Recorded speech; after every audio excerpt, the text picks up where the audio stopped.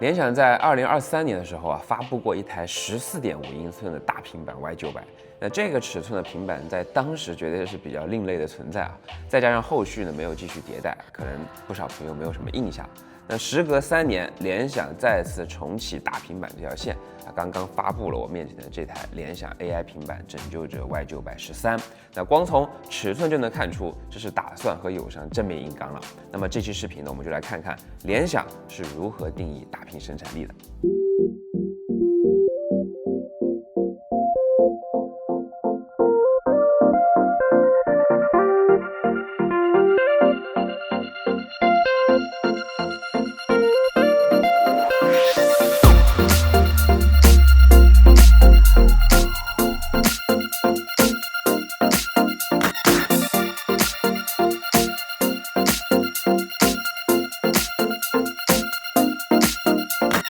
整体 ID 设计一如既往的拯救者风格，我手里这款白色的基本就是拯救者 Y700的加大版。那这套 ID 我个人还非常喜欢的，全金属一体化机身，质感拉满，标志性的环形灯带，辨识度很高。那最关键的是整机重量控制的很好，实测重量呢为603.4克，机身厚度不到6毫米，在目前一众13英寸的大尺寸平板里算是轻薄类型了。那看完外观，我们接着边拆边聊。第一步，关机后取出卡托。那卡托材质是金属加塑料，内侧有防尘防水的胶圈。卡托支持最大2TB 的 microSD 卡扩展，在目前存储芯片一路飞涨的当下这绝对是相当实用的设计了。家里那些吃灰的内存卡终于又能重新上岗了。那全金属一体化机身拆解从屏幕入手，加热后划开粘胶，打开屏幕，映入眼帘的是一片面积接近12000平方毫米的散热膜，覆盖主板和电池的部分区域，加强主板的散热能力。4号散热膜卸下螺丝，取出盖板。那首先挑开电池接口进行断电，随后挑开2个屏幕接口分离屏幕。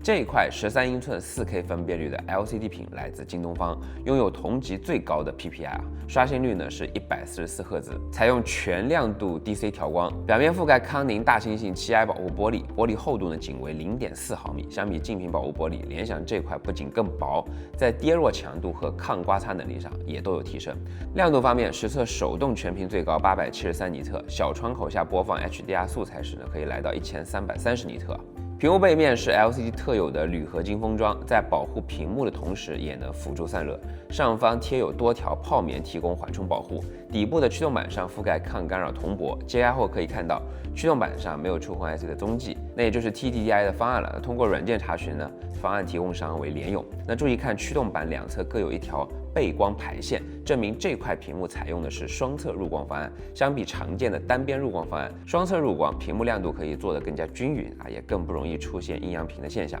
为了彻底榨干这块13英寸 4K 大屏下的生产力，联想把做笔记本的那套逻辑搬了过来。首先呢是支持10个小窗的 PC 模式，配合 PC 级的 WPS， 甚至 PC 级的剪映专业版也给你端上来了。在连接键盘开启分屏之后，还能开启 AI 眼动多窗切换，那不用手动点击眼神看向窗口，焦点就会跟着切换。多窗口码字的效率显然是要更高的。其次还有联想超级互联生态加持，手机、电脑、平板多端的内容无缝流转。最关键的是不挑品牌无论是 iOS 还是安卓，下载超级互联就能云连接，随时共享文件。当然，要是你对专业软件有一定需求，那联想云电脑提供了4070和4090D 的主机选项，出门在外能有这样的强悍的性能应该会比较受用。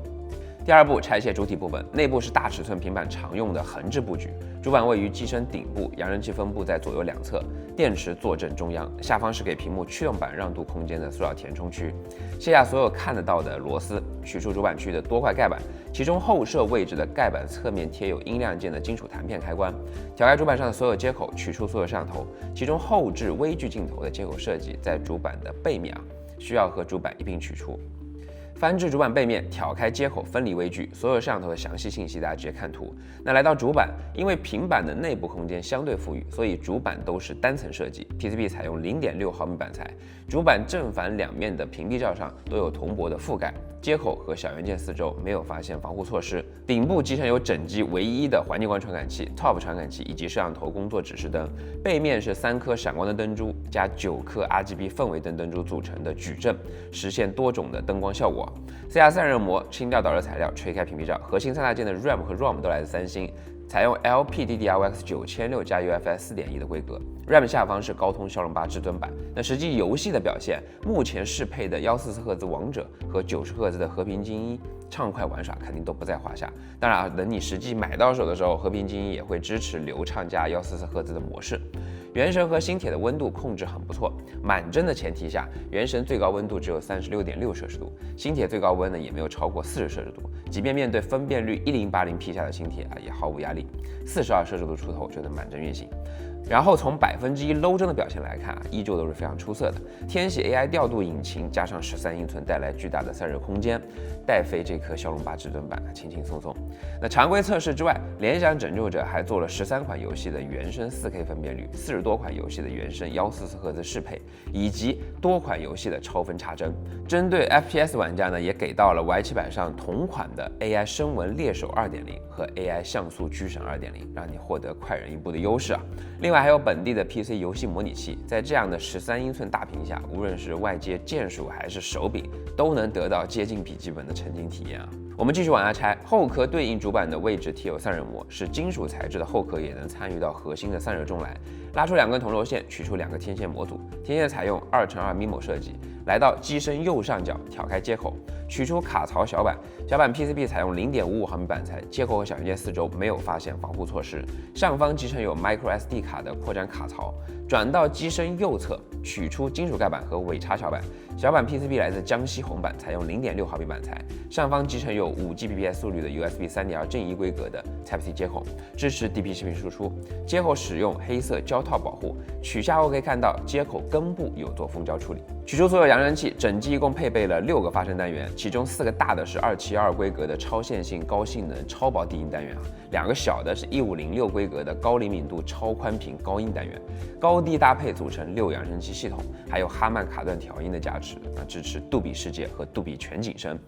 随后我们取出开机键位置的盖板，盖板侧面贴有开机键金属弹片开关。来到机身底部，卸下2颗螺丝，取出金属盖板和触点排线。排线上机身有连接磁吸键盘的3颗触点，触点上有镀性金属来提升抗氧化和耐腐蚀性能。最后一步，拆电池。电池使用4条易拉胶固定，易拉胶的把手非常宽大，用手就可以将胶体全部拉出，随后轻松取入电池。电池采用双电芯单接口设计，10%的含硅量让总容量来到了12700毫安时。制造商呢为福建飞毛腿，电芯来自珠海冠宇。能量密度通过包装尺寸计算在776瓦时每升左右。那在我们拆过的所有平板中，可以排到第2的位置。包装内附带有68瓦快充头，实测峰值充电功率可以达到55.3瓦，1到100充电用时77分钟。最后的后壳总成采用安卓平板最为常用的铝皮素骨方案，从后摄位置的走刀痕迹可以看出后壳有用到 CNC 加工。电池位置的背板厚度呢在0.68毫米左右，要比行业的平均水平厚一丢丢。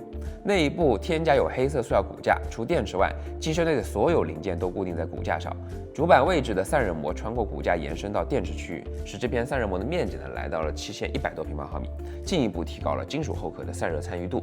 后壳边框内侧粘有整机唯2的麦克风、触控笔的充电线圈以及2颗霍尔传感器，那它们全部通过触点和主板连接。两侧的扬声器出声口都配备有防尘网，扬声器本体的出声口上还有第2层更加细密的防尘网保护。边框上的开机键没有集成指纹识别功能所以只能使用密码或者2D 人脸解锁了。好了，拆解就到这里，拯救2种共49颗螺丝，重丝归位。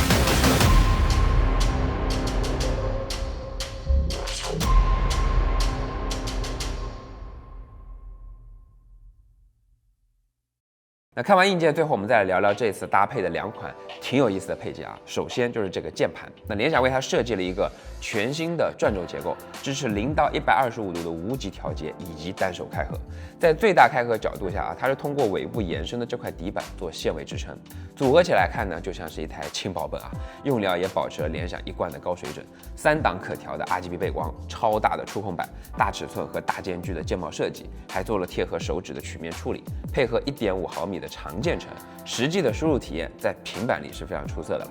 最后，联想还单独做了一颗 AI 神键啊，全局随时呼出，在当前页面直接调用 AI 原地输入啊，不需要打开任何 AI 用再去复制粘贴，省心又高效啊。然后呢是联想手写笔 Pro 2，在实际书写的时候啊，选择不同的笔刷划过屏幕，阻尼和沙沙声都会随之变化，也能变成遥控器，远程切换视频，配合隔空手势，坐着刷视频就能轻松完成截屏、收藏、点赞等操作。后续呢还能隔空切换视频。比较有意思的是，手写笔的尾部转过来使用的是橡皮擦，那就像真实的铅笔一样自然顺手。轻轻按一下，可以快速在当下界面进行批注；按2下呢是天喜 AI 妙计，实时转入课堂或者会议内容，自动生成条理清晰的结构化笔记啊。综合来看啊，联想 AI 平板拯救者 Y913把做轻薄本的逻辑搬到了平板上。那除了外观设计、堆料、高性能这些常规操作外，在系统交互方面也下了不少功夫啊。把 PC 级的 WPS、CAD 都搬进了平板里，